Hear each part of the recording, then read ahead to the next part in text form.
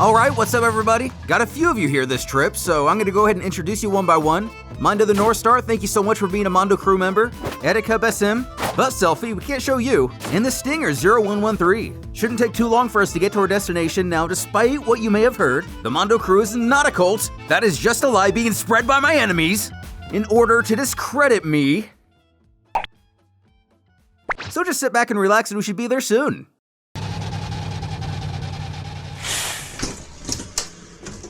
Now stop, puppy, go, go!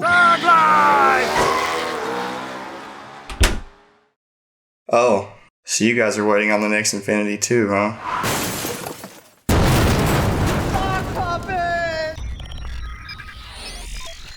After the gag universe returned home, Tien and Super Buu would face off in a battle where no one knows who will win. Looking down at the ring, the human comments on how intense the gravity is. This 100 G's really being something. The Majin admits he holds Tien here in high esteem, but assures he has no chance in this fight, even offering to give his foe a 5-minute head start, allowing him to attack all he wants with no retaliation. Snarking, that's quite the generous deal. He tosses something out of his cloak. Oh, really? Whoa, Nelly! Whoa! Using the evil containment wave to trap the Majin within. A floaty tube? The audience is all stricken, as Tien himself catches a breath. Goku smirking at what a great idea that was, knowing they should have tried the same themselves back on Earth. Walking over to the device. Bravo! Such mastery! Of course, I know the Mafuba too, but I wasn't about to ruin your beautiful moment. To your credit, you really did manage to seal me inside, just not fully. You see, I've placed small pieces of myself all around the ring. Maybe you should try using that technique on each one. Questioning if Buu is only on the ring, his opponent replies, yes, why? But the author wants us to know this is a bold-faced lie.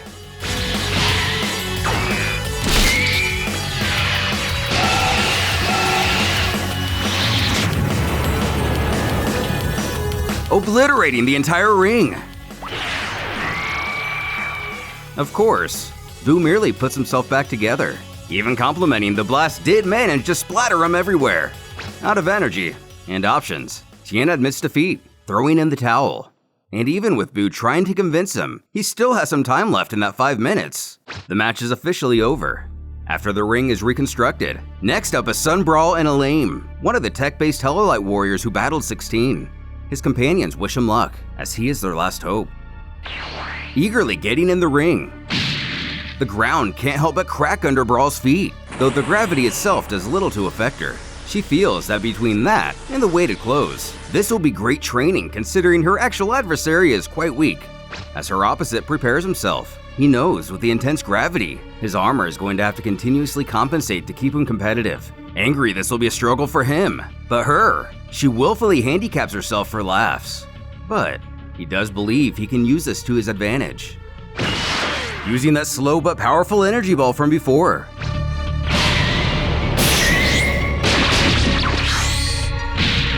Falling to the ground, Brawl wonders what's going on. And just like in his last fight, Elaine knows gravity as his best friend in this situation, but admits, with the force he's using, she should have died instantly. Shorting out her foe as prideful as even Vegeta, she scoffs he'll need more than that.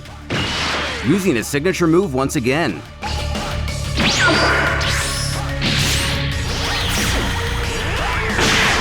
Oh, come on! Coming!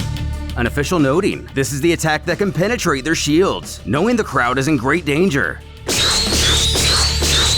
And surely doing so, some of the innocent bystanders are chopped to pieces, while others receive but a scratch. Tired of dodging, Brawl goes to shed her weighted gear. But it doesn't seem to want to come off. Goten laughing at what a trickster Piccolo must be, but the Namek himself barks that they're the ones who always want clothes that are as durable as Frieza's armors. Knowing if this keeps on, she'll have to go level 2, which is something she won't allow to happen. Zipping away, Elaine wonders if he should follow, using his headset to scan for her. With our gang, Boob notes she's behind the stadium not far away, causing Goku to ask a fair question. Since there's no one out there, how did she manage to use instant transmission? After all, that requires a target to lock onto. Piccolo stating, it appears she and Vegito have mastered the Kaioshin's teleportation technique, removing the downside of the Yardrat's method. Stripping out of her heavy clothes, Brawl's had it with her trading idea for now. Strategizing, without that gear, she is a bit lighter, but that gravity move will still be an issue. Then remembering her enemy mention, he can increase the gravity of anything he touches, realizing all she has to do is not touch the ring. As the countdown continues, only a bit longer until the Heloite will win. Counting. 7, 6.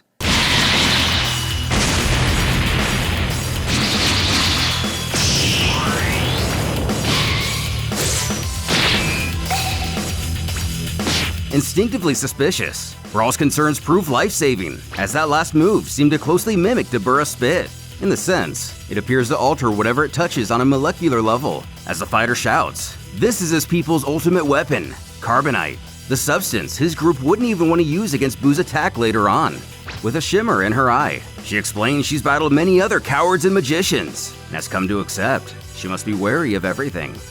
Further detailing this technique, it seems the Carbonite not only turns its victims into a stone-like substance, but once that process is complete, it'll begin to devour the afflicted matter, multiplying the Carbonite itself in the process.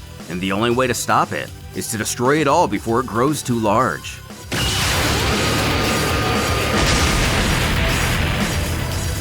Extending his arm towards her, he apologizes, as the attack will kill her, but she'll be resurrected regardless. Though she merely laughs this off, already aware she's way too fast for him.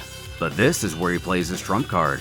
As below, his allies shout out he better not miss, while Goku points out this is how they said they could have easily defeated Broly, stating if she indeed chooses to dodge, the entire crowd will become his target, and the Carbonite will exterminate all life on this asteroid. Furious it actually hold everyone here hostage, Elame's own team shouts he doesn't have permission to use the Carbonite under these circumstances. Trunks, putting all the pieces together, questions 16 if it'll actually kill them all. Giving an indirect answer, the robot doesn't believe he'll go through with it.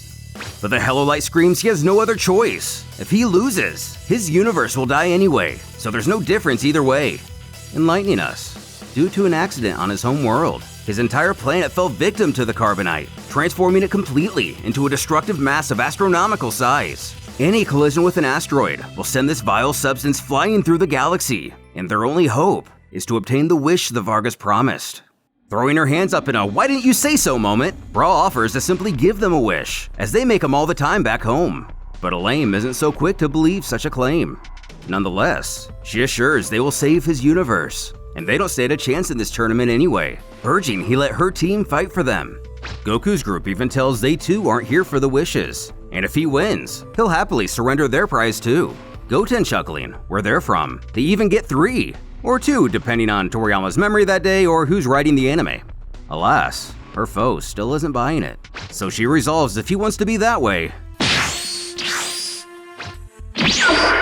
Sending him away, Brawl politely requests the judges count to 30, as his team wonders where he could possibly be, and 100 light years away. Fuck! Seems Elame is out of luck on this one. Brawl is soon called the winner. Just as she chides to Universe 19, she'll go get him now, leaving the Heloite to grunt, "Billions of flabbers!" Whatever that means.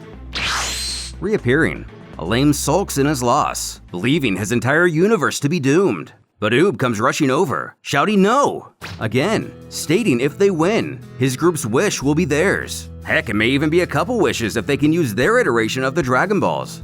Goten piping up, "Gentlemen, with the quality of Son Goku, your world isn't just saved, it's double saved!" Going on to detail his heroics we're already familiar with, and he only dies every other time on the job. And for a small additional fee, he can probably even convince the Helolite's enemies to redeem themselves and become allies.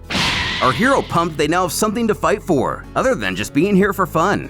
Shaking hands, Elame thanks them for their sacrifice and generosity. Rejoining Piccolo, the Namek assumes she does not want her workout attire back, but on the contrary, she wants it to be twice the weight this time. Now that she has a universe to save, she needs to train now more than ever. Coming just about full circle, it's announced the next fight will be Bardock versus King Cold. The Saiyan calling out this will be the King's final battle, as he's seen the future, and his defeat, when Vegito makes his return to the arena. Which wraps up the events of the flashback.